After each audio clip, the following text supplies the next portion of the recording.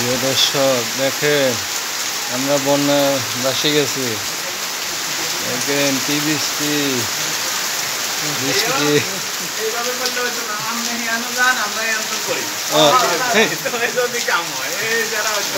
দেখেন কি অবস্থা, বৃষ্টি আর বৃষ্টি।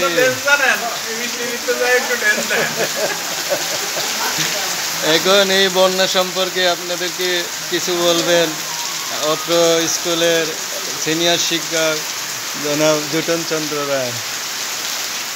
কিছু বলেন, বৃষ্টিতে আপনার কেমন লাগতেছে?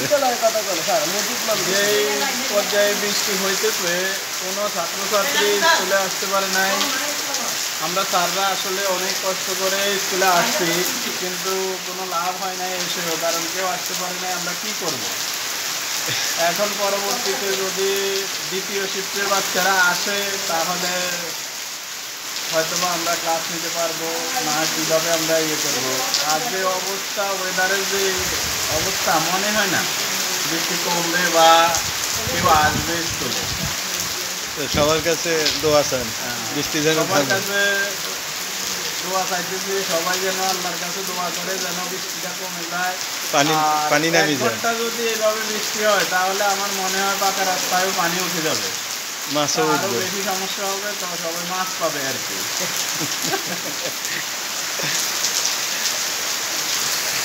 ওকে, ভালো থাকেন সবাই।